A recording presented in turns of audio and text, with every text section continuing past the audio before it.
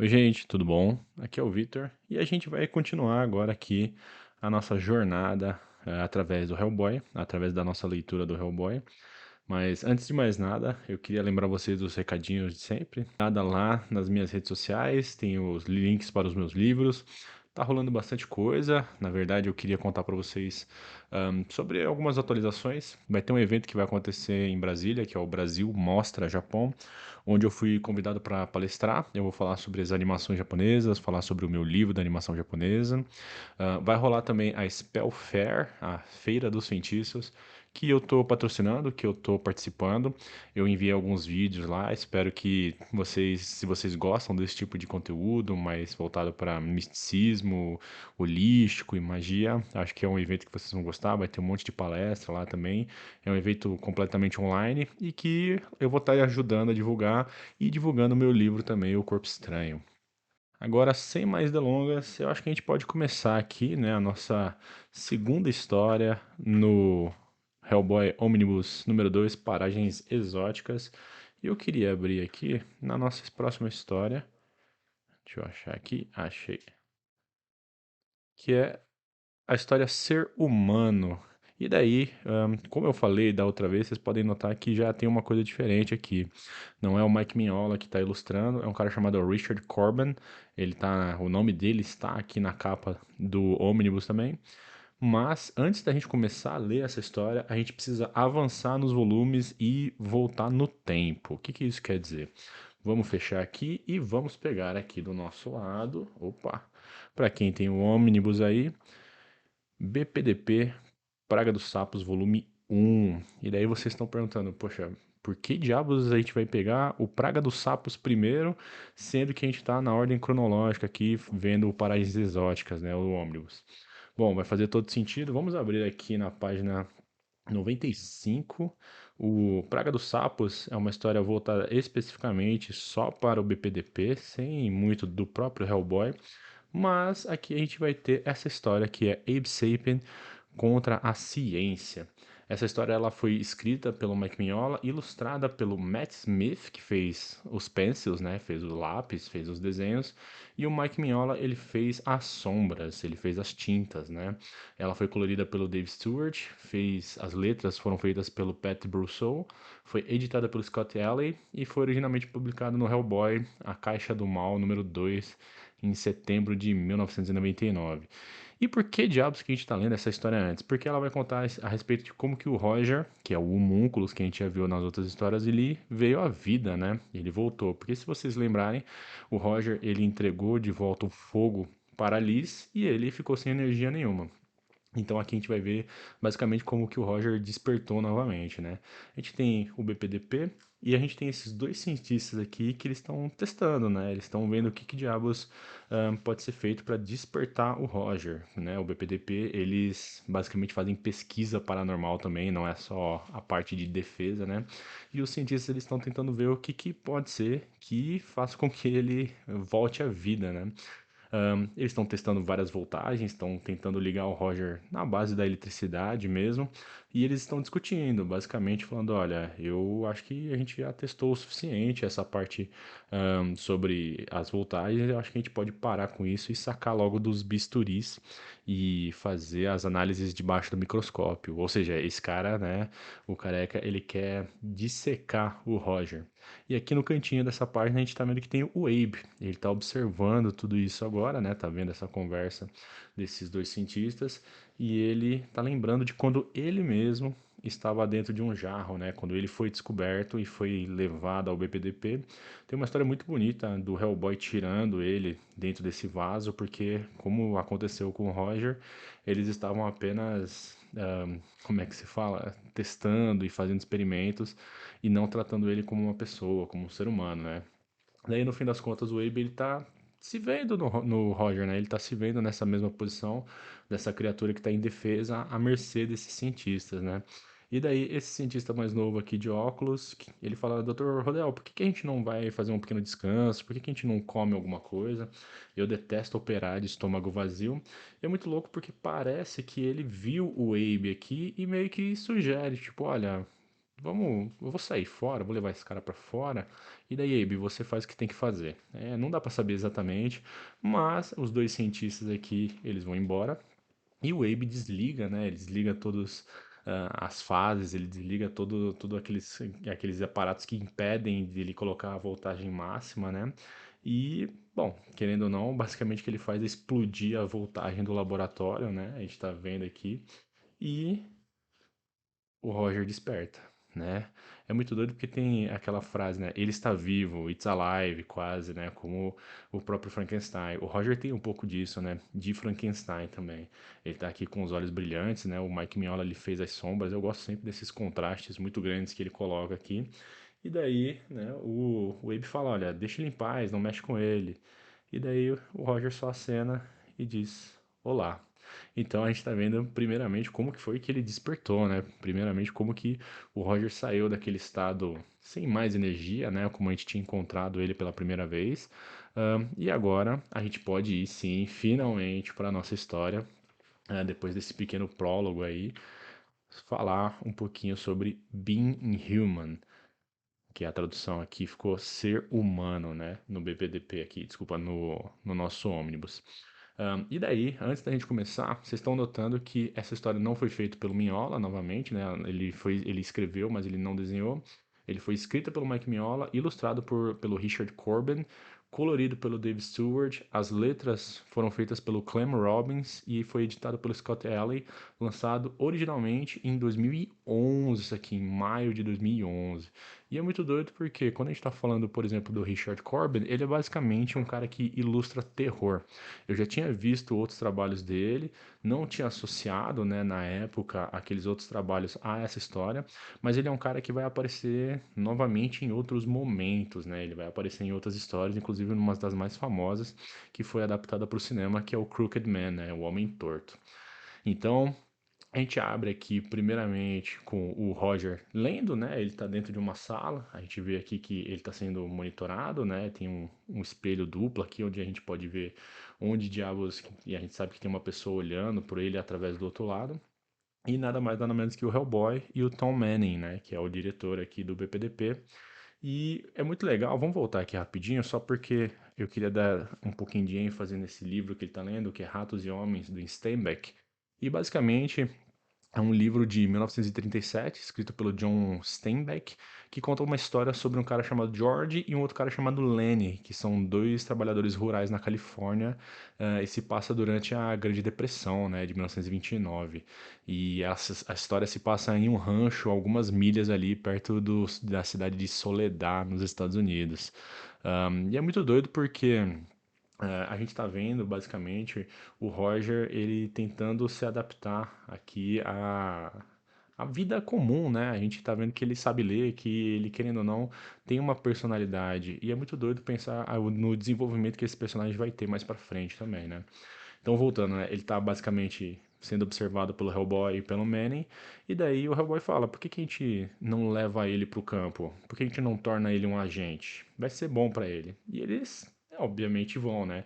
O Hellboy e o Roger, eles estão acompanhados desse policial que tá contando uma história muito trágica aqui sobre uma família. Esse terreno aqui onde eles estão, que também é um cemitério, era de uma família muito rica dos Turnbull e basicamente a Virginia Turnbull, que era a dona, se casou com outro cara e esse outro cara aí, que é o Quillan, ele teve vários filhos com ela, mas ela simplesmente desapareceu. O policial tá falando que eles viram algumas luzes dentro dessa mansão aqui do terreno e que quando eles foram investigar, todos os cadáveres da família, inclusive o pai e os filhos, eles estavam sentados ao redor da mesa, né? Eles acharam que era algum tipo de brincadeira, alguma adolescente, alguém que fez isso, que era uma brincadeira meio zoada. Mas, no fim das contas, eles resolveram investigar. Depois de 2 noites, assim, quando nada aconteceu, eles diminuíram a quantidade de pessoas e ficou só um cara lá tentando descobrir, né, quem que estava fazendo esse tipo de coisa. E o cara jura que ele simplesmente viu os cadáveres levantando do próprio túmulo e sentando ao redor da mesa. E o cara simplesmente desapareceu.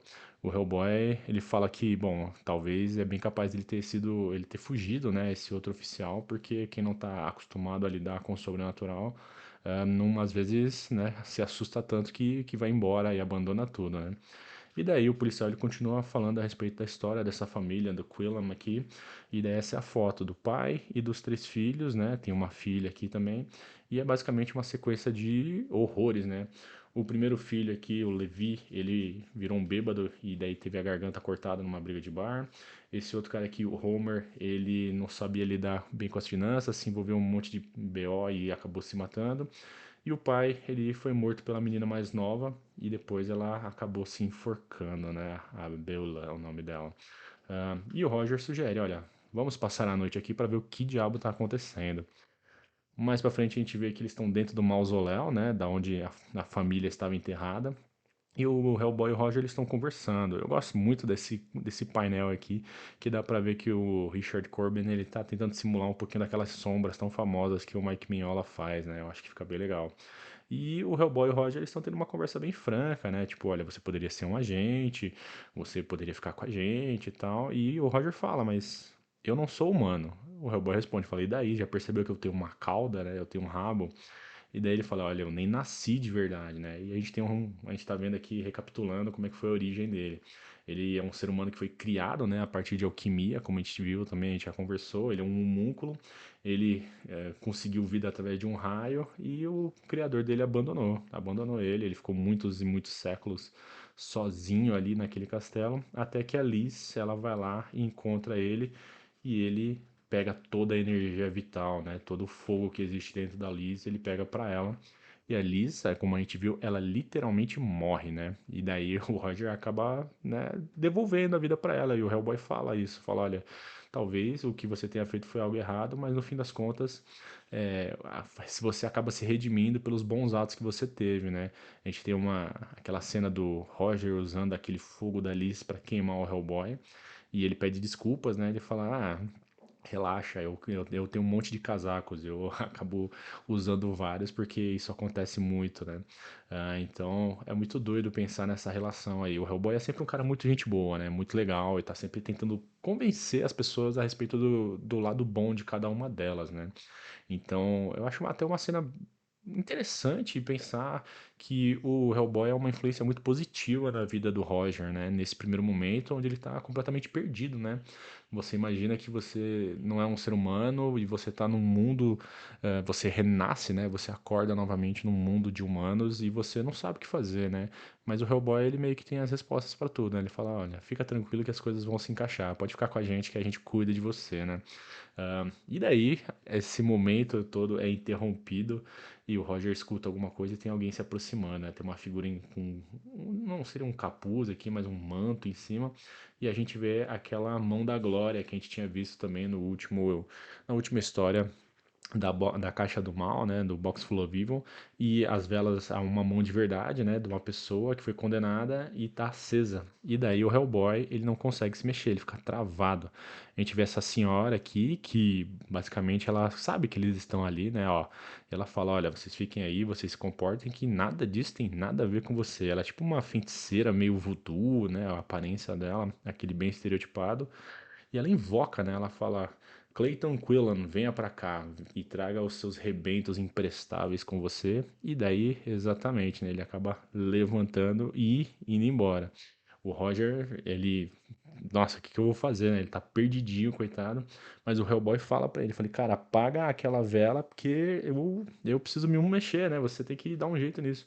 E é muito louco porque o Roger, ele não é humano, né? Então ele, aqui essa vela, a mão da glória, acaba não influenciando ele. Mas também é muito doido pensar que o Hellboy se considera mais humano do que o Roger, né? Eu acho que talvez aqui nesse momento, até pela própria história, é uma questão de perspectiva, né? Você se considera humano, então se você se considera humano, esse item mágico ele te afeta. Caso contrário, talvez ele não te afete, né? Como o Roger ainda tá nesse limiar de ser ou não ser um ser humano, eu acho que é um recurso muito legal da história que o Mike Mignola acabou colocando, né? E daí o Roger ele está indo lá apagar a tal da mão e ele vê esse cara gigante aqui que é basicamente um zumbi, né? Ele é um zumbi voodoo, ele tem a cara pintada e tal. E é muito doido pensar a respeito de como que foi a representação do zumbi antigamente pro que é hoje em dia, né? O querendo ou não, um zumbi haitiano, ele era basicamente uma pessoa que morreu e ele tinha o corpo, ele tinha, né, a alma trazida de volta por um feiticeiro que tinha que ter a permissão dos guias para poder trazê-lo de volta, e ele era usado basicamente como um trabalho escravo, né? E se a gente pensa, por exemplo, na história do Haiti, onde teve muito trabalho escravo, assim como no Brasil também, esse mito do zumbi, esse folclore, ele meio que ele retrata novamente o que seria uma existência terrível após a morte, né? A existência terrível após a morte era continuar sendo escravizado. Nem depois da morte você consegue se livrar disso, né? O zumbi ele teve muitas faces assim durante os séculos, né? Ele foi mudando bastante. Inclusive tem um vídeo muito bom do The Walking Dead do Quadrinhos na Sarjeta, onde ele fala bastante a respeito disso. E eu acho que é interessante essa representação aqui. E é um zumbi gigante, né? Basicamente é isso, é um brutamontes. E daí o Roger falou: Olha, eu não quero lutar com você, não. Mas daí o zumbi, bom, ele tá obedecendo a mulher lá, não tem o que fazer. Eles começam a cair na porrada, né? Aqui ao redor do cemitério, o Hellboy gritando: apaga a vela, tal, apaga a vela. E o Roger, uma hora, ele reage, né? Assim, não tem o que fazer. O zumbi pega ele, arremessa ele ali numa estátua. Ele pega a cabeça da estátua e dá no zumbi e o zumbi morre, né? Ele vai caindo aqui, ele cai em cima da tal da vela. E o Roger fala: Puxa, eu não queria matar ele e tal. Mas o Hellboy fala: Olha, não esquenta a cabeça porque esse cara aqui já tava morto, tá? Antes mesmo de você chegar aqui. E daí a gente vê que ele era um esqueletão com pele, talvez isso aqui seja terra, coberto de ratos. É um feitiço bem grotesco. Eu gosto bastante das ilustrações do Richard Corbin, assim, eu acho que é muito legal, sabe? Ele é feio, mas é bonito ao mesmo tempo, né? E daí eles vão lá pra tal da mansão, onde tem a luz acesa, e daí a gente tem essa senhora aqui falando, né? Ela tá falando com os mortos e tal. E o Hellboy e o Roger chegam e falam: Olha, fiquem longe disso, porque isso aqui é problema de família, né? Basicamente a gente descobre que o Quillan, né, que era o patriarca da família aqui, ele teve um caso com a mãe dessa mulher que era uma empregada e que ele tratava como uma escrava realmente e abusou dela quando ela era mais nova. E essa menina, essa senhora, quando era menina, acabou nascendo, né? Quando ela veio reclamar o que é dela também como uma herdeira do Quillan, o cara enxotou ela pra fora, fez ela ser presa. É por isso que a tal da Virginia, que era a esposa original dele, também foi embora, né, quando ela descobriu isso, mas ela amaldiçoou a família do Quillan e disse basicamente, olha, nenhum de vocês vai ter nenhum minuto de paz. E é por isso também que tem toda essa história trágica, né, da família que a gente acabou vendo nas páginas anteriores. E é muito louco porque ela tá fazendo uma invocação aqui e ela tá trazendo algo nas sombras para vir buscar ele e os filhos e levá-los para o inferno, né? É uma criatura que a gente não vê totalmente, a gente só vê esses três pontos azuis e essa mão que não dá pra saber exatamente o que que é. E ele implora, né? O cadáver implora. É uma história bem triste, assim, gente. É uma coisa de vingança mesmo e trauma geracional. É um negócio assim meio escabroso, né? Daí a velhinha aqui, ela pega a vela, joga na cara do Hellboy e ela tá, né, tacando fogo na mansão. Essa criatura de novo aqui de sombras, né? Ela tá chegando cada vez mais próxima. E o próprio patriarca fala: Olha, pode me levar, mas deixa os meus filhos partirem, né? Assim, ainda, por mais filha da puta que ele tenha sido, ele ainda tem algum tipo de humanidade, né? Mesmo um cadáver. E daí a gente tem esse momento onde a gente vê, né, essa sombra se aproximando, dá pra ver aqui a mão chegando cada vez mais próximo dele para levá-los. E nesse momento a mulher ela fala: Seus filhos, eu sou sua filha. E plam! E a luz apaga, o fogo, que provavelmente tinha a ver com a magia dela, também vai embora. Tem uma cena bem grotesca aqui dela sangrando, né? A arma do Hellboy é um negócio, é um canhão, né? Não é uma pistola. E a gente vê que foi o Roger que deu um tiro nela aqui, né? E é muito doido porque ela cai e ela meio que já se transforma numa pilha de esqueletos, né? Uma pilha de ossos ali, de poeira, assim como o restante da família também, né? E o Roger, ele se depara de novo com essa questão, né, de ter matado alguém. E assim, será que eu fiz a coisa correta? Ele se pergunta. E o Hellboy ele fala, olha, eu não sei, mas com certeza foi uma coisa que só um ser humano faria, né? Assim, você tomou uma atitude humana. E É muito doido pensar, né? O Roger, ele tá o tempo todo dizendo que ele é uma. Ele não quer violência, né? Ele quer paz, ele quer ser deixado em paz. Então, ver esse desenvolvimento para um agente do BBDP que, querendo ou não, acaba tendo que ser violento em muitos momentos, é um pouco triste também, né? É uma história toda triste, né? É uma história completamente de terror. Eu acho que o Richard Corbin foi a melhor escolha mesmo para poder ilustrar essa história. É sobre trauma geracional, é sobre zumbis e o seu medo após vida de continuar trabalhando, de ser escravizado, é sobre abuso, é sobre tentar encontrar o seu lugar no mundo, né? E que tipo de atitudes que você pode tomar e que te tornam mais humano. É uma história um pouquinho mais curtinha, mas eu acho que ela é bem legal, bem legal. É isso, gente. Espero que vocês tenham gostado. Deixem as dúvidas aqui de vocês. Uma pessoa comentou na última vez, aqui no último vídeo, a respeito do tipo de linha do tempo que eu estou seguindo. Eu estou seguindo basicamente os ônibus, mas como eu falei, esse projeto aqui ele é inspirado no podcast do Hellboy Book Club, onde eles têm uma linha do tempo e eu vou tentar fazer mais ou menos como eles. Eu tô pulando algumas histórias, umas histórias menores e que na verdade eu pretendo usar apenas para preencher espaço, assim, né? Se eu não tiver tempo de gravar episódios muito longos, como provavelmente o próximo episódio, que também envolve o Hellboy e o Roger, né? Que é o Verme Vencedor, que também é uma história muito famosa do Hellboy. Eu pretendo usar as outras histórias para poder não deixar vocês sem nada do jeito que eu estava fazendo, né? Um tempo atrás. Tá bom? É isso, gente. Novamente agradeço a companhia de vocês aqui. Espero que vocês tenham gostado dessa leitura. E novamente falo a respeito dos recadinhos, né? Dê uma olhada nos links das redes sociais, nos livros. Se puderem me ajudar, o QR Code está ali no canto. E tomara que o trabalho de vocês não enlouqueça a mente, não adoeça a alma. E tchau.